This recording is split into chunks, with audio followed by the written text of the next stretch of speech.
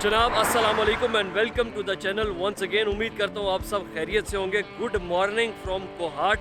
आज हम आ गए हुए हैं अपने रोड ट्रिप में, सफ़र आगे से आगे करते हुए कोहाट। रात को यहाँ पे पहुँचे थे, कल यहाँ पे स्टे किया, बड़ा ज़बरदस्त पुराने दोस्तों से मिले, गपशप लगाई। लेकिन कल जब मैं यहाँ पे पहुँचा था तो बड़ा थक चुका था, व्लॉग करने का मूड नहीं था, कैमरे की बैटरी बिल्कुल लो थी। कोहाट पहुँचे, इन एरियाज़ में इलेक्ट्रिसिटी का काफ़ी प्रॉब्लम चल रहा है। मैंने गाड़ी से सामान और कैमरा वैमरा निकालने का तकल्लुफ़ भी नहीं किया। फिर सब सुबह उठे, रेडी हुए, तैयार हुए, फिर मैंने इसको गाड़ी में ही चार्ज वार्ज किया और आज का दिन स्टार्ट करते हैं। मेरे पिछली साइड पे है कोहाट और इस वक्त हम हाईवे पे खड़े हैं, सिटी से बाहर निकले। मैंने सोचा था कि आज का व्लॉग जो है ना वो मैंने सिटी से बाहर निकल के स्टार्ट करना है। रोज़ सड़कें, शोर, ये वो, खड़ा तो मैं भी सड़क पे हूँ, लेकिन हाईवे की फील अलग होती है। कोहाट से निकल आए हैं हम और आज जा रहे हैं दरा आदम खेल। इस रोड के ऊपर सीधा आगे जाके आएगी कोहाट टनल क्रॉस करके हम एंटर हो जाएंगे दरा आदम खेल में। और दरा आदम खेल में क्या करने जा रहा हूँ वो आपको वहाँ जाके दिखाता हूँ।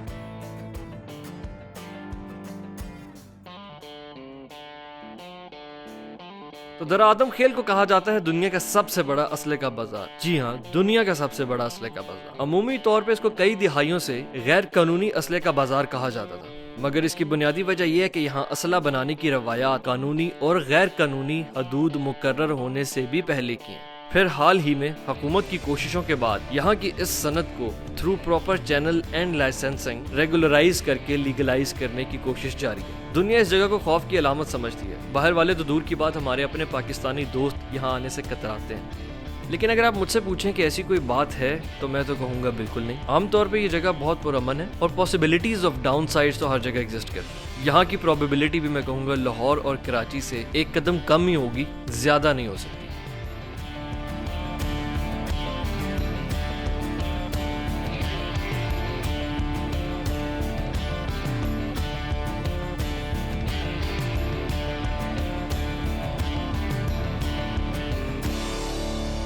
हम लोग आप पहुंच गए हैं दरा आदम खेल में और दरा आदम खेल के अंदर हम आए हैं दरा आदम खेल के बाज़ार में। तो आज आपको असले की दुकानें भी दिखाता हूँ बाज़ार की क्या सिचुएशन है। दूसरा कारीगरों से भी मिलवाता हूँ और जिस तरह से असला अभी भी लोग अपने हाथों से घरों में और कारखानों में बनाते हैं वो भी आपको आज चेक कराता हूँ। जनाब हम लोग बैठे हुए इस टाइम दरा आदम खेल के मेन बाज़ार में और यहाँ पे जो हमारे दोस्त हैं, मैं इनसे आपका तारुफ कराता हूँ। फ़हीम भाई, इन्होंने मैं वेलकम किया है, यहाँ पे इनकी दुकान है। फ़हीम भाई से मैं मालूमात अपने लिए भी जो मेरे ज़हन में सवाल आते हैं दरा आदम खेल के बारे में वो भी पूछता हूँ और आपको भी सारी जो गाइडेंस है ना वो लेके दिखाता हूँ।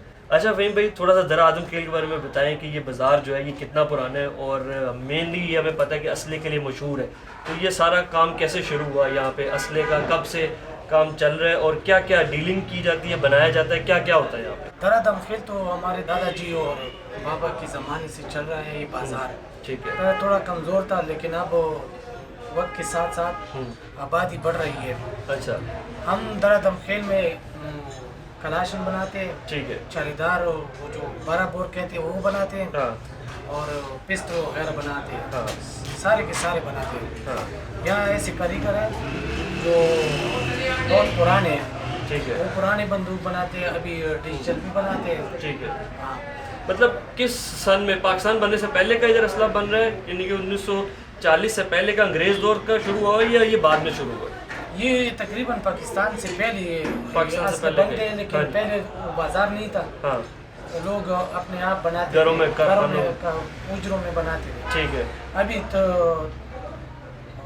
वो मशहूर होता है और काम ज़्यादा हो जाता है तो इसलिए अभी बाजार बना हुआ है। अच्छा।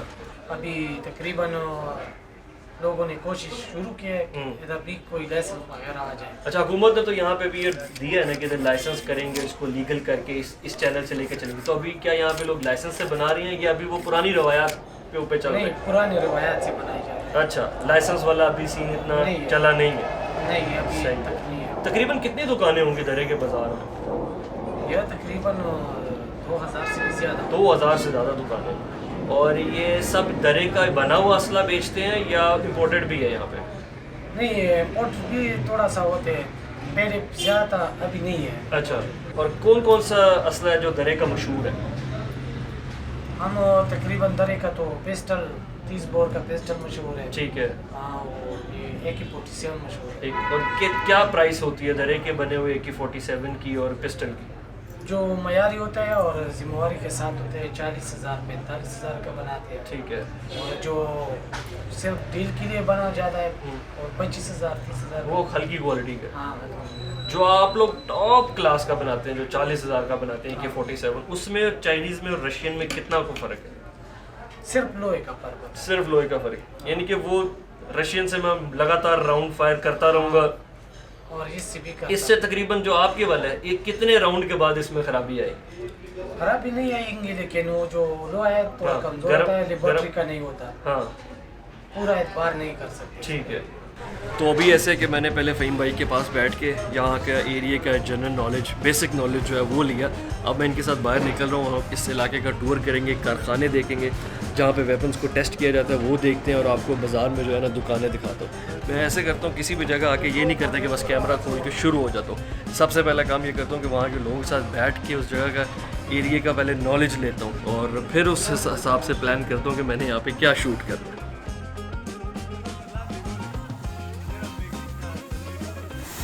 ये मैगजीन बना रहे हैं, ठीक है। लाशन तो इसमें जो चैम्बर में आते हैं ना, वो चैम्बर में जो पुर्जे आते हैं वो बनते हैं। अब असला बनाने की महारत इस सनत में इस कदर ज़्यादा है कि बंदूकों के पार्ट से लेके फिनिश प्रोडक्ट तक हर चीज़ ही यहाँ पे तैयार होती है। रॉ मेटल्स को मशीनों की मदद से पार्ट्स के अंदर कन्वर्ट किया जाता है, उनकी एसेसरीज तैयार की जाती हैं, जो उसके बाद असले के कारीगरों के पास जाती हैं, जहाँ वो उसको असेंबल करके rifles, guns, hand guns, short guns और डिफरेंट किस्म के वेपन्स तैयार करते हैं।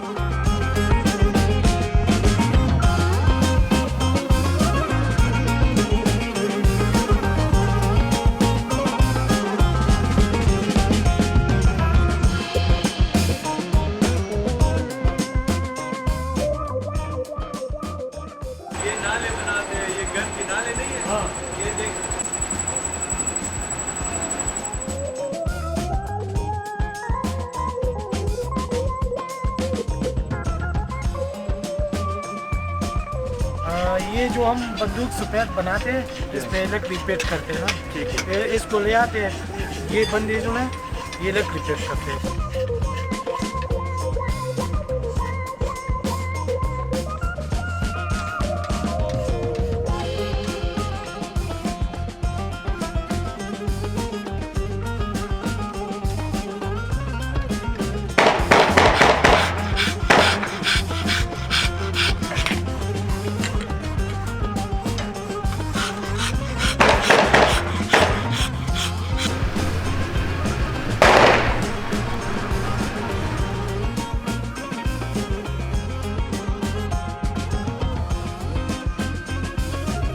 अभी मैं आपको स्टेप बाय स्टेप सारे पार्ट्स दिखा रहा हूँ। जहाँ पे शुरू में दिखाया वो पार्ट्स बन रहे थे, पार्ट्स बनने के बाद फिर आपको जो वुड वर्क हो रहा है, उसकी जो फिनिशिंग होती है, पेंटिंग होती है, उसके जो पॉलिशिंग और उसके जो कलर किए जाते हैं वो है। साथ साथ पीछे आपको अगर फायर की आवाज़ आ रही हो, जब से मैं आया हूँ मुसलसल यहाँ पे फायरिंग हो रही है, क्योंकि ये बाज़ार है, बनता भी यहीं पे है, टेस्ट भी यहीं पे होता है, बिकता भी यहीं पे, और ये लोग यहाँ से ख़रीदते भी और डील भी यहीं पे होता है। तो इस एक ही बाज़ार में सारे काम जो है ना वो साथ साथ पैरेलल चल रहे हैं। बिजली यहाँ पे नहीं है, इसलिए शोर होता है कारखानों में कि जनरेटर पे काम चल रहा है या सोलर पे काम चल रहा है।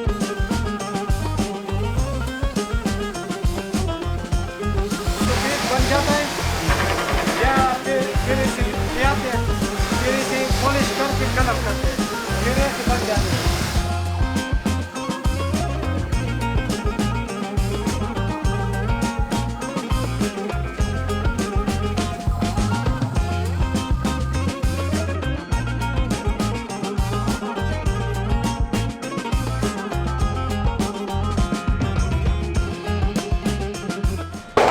ये इस तरह यहाँ पे फायरिंग रेंज जो है ना वो इस तरह की यहाँ पे छोटी छोटी मुख्तलिफ कॉर्नर्स में बनी हुई हैं, और लोग आते हैं यहाँ पे खड़े होते हैं, और इन्होंने ये सामने सैंड वॉल बनाई हुई है, इसके ऊपर जो है ना फायर करके टेस्ट करते हैं। इस बाज़ार में मतलब असला इस तरह है जिस तरह आम दुकान बाज़ारों में चाय पकौड़े होते हैं ना, हर वक्त हर तरफ एक ही चीज़ चल रही है।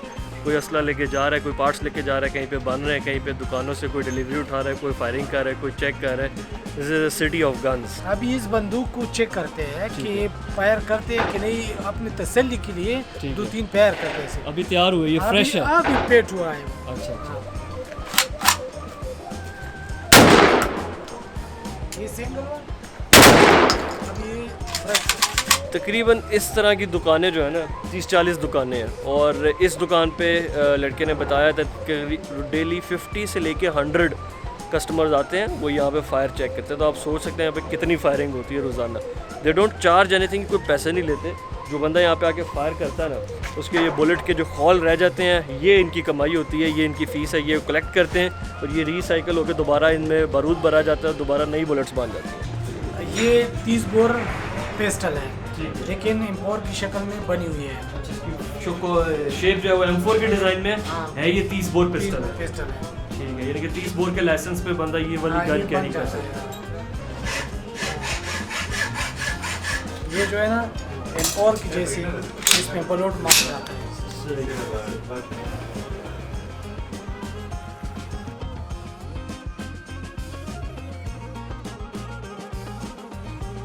ये जो बंदूकें पड़ी है ना, हाँ। ये अमेरिकन बंदूक है, इसे A2 कहते हैं। अच्छा, और ये है एम्पोर।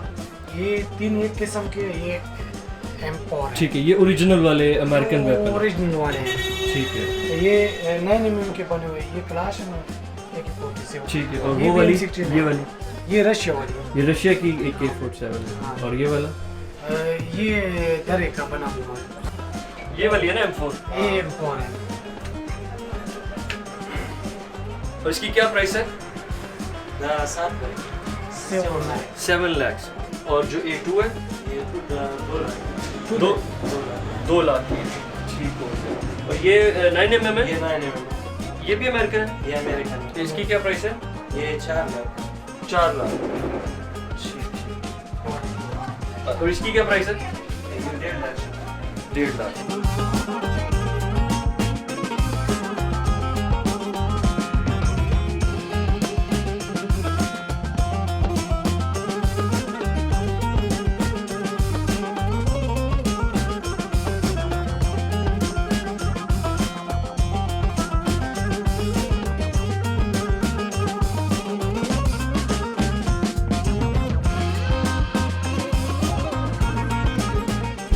There is so much to show कि अगर मैं यहाँ रात तक भी फिरता रहूँ ना, तो दिखाने वाली चीज़ें जो है वो ख़त्म नहीं हो सकती। इतनी ज़्यादा दुकानें और उनके अंदर इतनी वैरायटी है, और मेरे लिए बड़ी इंटरेस्टिंग जगह थी। आई होप कि अगर आपने भी इसको इंटरेस्टिंग पाया हो। एनीवेज, बस ये अभी जो हमारे होस्ट है वो हमें खाने पीने के बगैर यहाँ से जाने नहीं दे रहे। आपको पता है पठान जो होते हैं बड़े मेहमान नवाज होते हैं। They don't let you go without any kind of food.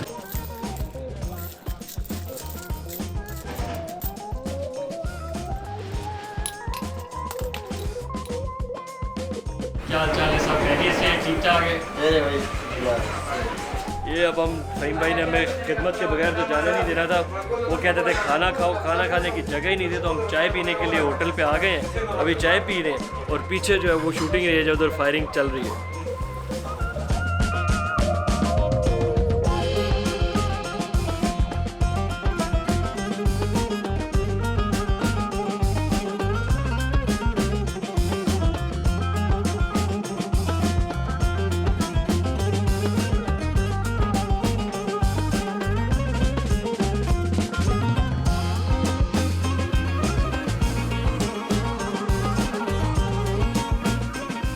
दरादम खेल के बाज़ार से मैं निकल आया हूँ, अभी भी गाड़ी में बैठ के निकले हैं। अब बिफोर वी लीव दरादम, इधर के जो कबाब है ना, चपली कबाब, वो लाजवाब मशहूर है। और ये इस दुकान से 10 साल पहले मैंने कबाब खाए थे। अभी खाने की जगह भी नहीं है, भूख भी नहीं है, ना मुझे भूख है ना शहजाद को भूख है। लेकिन मैं सोच रहा हूँ आप लोगों को दिखाने की खातिर एक आधा कबाब जो है ना वो चख लें।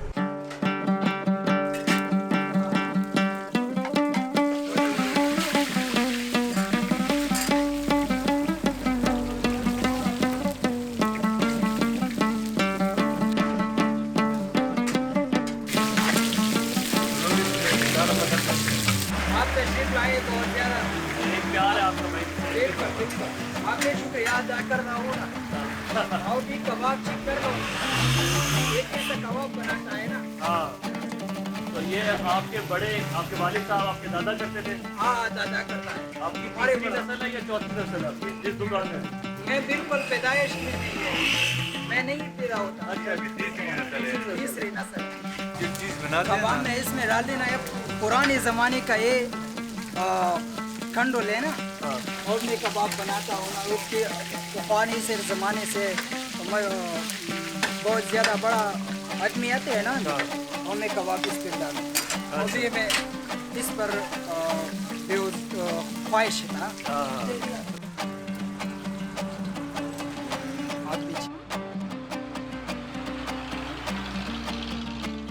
ये हमने इसके स्पेशल छोटे पैटी बनाए हैं उनसे टेस्ट करने के लिए, और बड़े प्यार से उन्होंने बनाए हैं।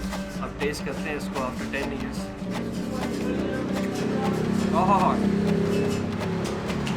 गरम है ज़रा, अभी थोड़ा डाउनलोड हो जाए तो मैं टेस्ट बताता हूँ आपको।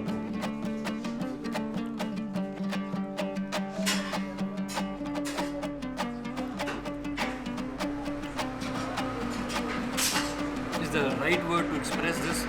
Excellent.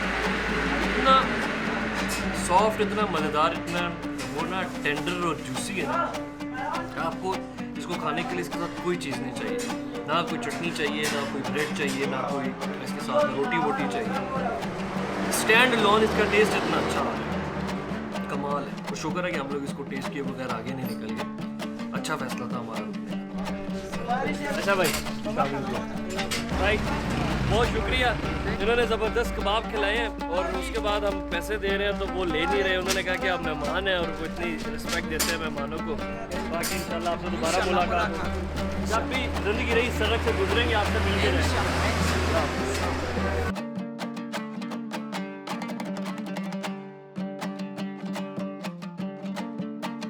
Just few miles letter हम लोग बड़ी प्यारी जगह के ऊपर आके हमने ब्रेक लिया। पहले आप व्यू ले लें, फिर मैं आपको डिस्क्राइब करता हूँ ये क्या सीन है। ये दर आदम खेल है इस तरफ और ये कोहाट है इस तरफ। हम लोग कोहाट वापस जा रहे थे दर आदम खेल से। जब हम आए थे तो हम कोहाट टनल के रास्ते आए थे, लेकिन वापसी के लिए हमने डिफरेंट रूट लिया। हम कोतल के रास्ते आए हैं और ये एरिया जो है कोतल का है। इस टॉप को अल्लाह चेक पोस्ट भी कहते हैं, अल्लाह पोस्ट भी कहते हैं, क्योंकि यहाँ पे एक आर्मी की पोस्ट जिसकी वजह से इसका नाम अल्लाह पोस्ट मशहूर हुआ। अगेन आज का दिन भी बड़ा अच्छा स्पेंड हुआ और मैंने एक्सपेक्ट जितना किया होता है जब उससे ज़्यादा मज़ा आता है तो वो मैं बिल्कुल ऑनेस्टली उसी तरह का ओपिनियन दे देता हूँ कि मेरी एक्सपेक्टेशन से ज़्यादा इन्जॉय किया। मुझे पता था कि दरे में क्या होता है, 10 साल पहले मैं आया था, हमारे बड़े भी यहाँ आते हैं, फिर भी उसको विज़िट करके जो फ़ील आई ना वो बहुत डिफरेंट थी। मतलब इस तरह था कि एक टोटली अलग सा टाउन था और हर तरफ असला, guns, something you don't see every day. और दुनिया में भी इस तरह की जगह बहुत ही कम है और नायाब है। मतलब लोगों ने हाथ से असला बनाना शुरू किया और उन्होंने इतना कमाल हासिल कर लिया कि करते करते करते अब वहाँ यही काम चल पड़ा और इंडस्ट्री इतनी फ्लरिश कर गई। दूसरी बात यह है कि इन जगहों के ऊपर आके वीडियोस बनाना, व्लॉग करना थोड़ा सा ना कॉम्प्लिकेटेड होता है। हालांकि हमारे साथ लोकल्स होते हैं और वो इतनी मेहमान नवाजी कर रहे होते हैं, लेकिन वहाँ पे बड़े डिफरेंट किस्म के लोग होते हैं। अब ये वो इलाके हैं जो कि बड़े सेंसिटिव हैं, आपको इनकी हिस्ट्री के बारे में भी पता है, इन्होंने पिछले कितने साल किस तरह की जगहों में गुजारे हैं।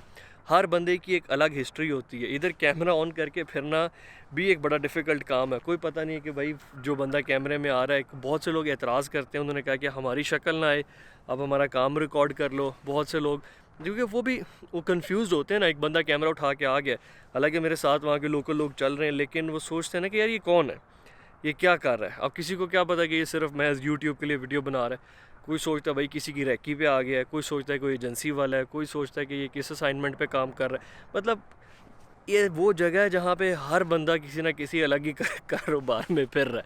तो यहाँ पे आके जो हमारे होस्ट जो हमारे लिए करते हैं वो बड़ी बड़ी एफ़र्ट का काम होता है। ये इधर के लोग मीडिया वालों को भी इतना लिफ्ट शिफ्ट नहीं कराते, लेकिन जब उन्हें पता चलता है कि हम कौन सा मीडिया वाले हैं, लेकिन जब उन्हें पता चलता है ना कि ये मेहमान है, फिर वो सोचते हैं कि भाई ये मीडिया है, जो मर्ज़ी है, इसके लिए सब करो।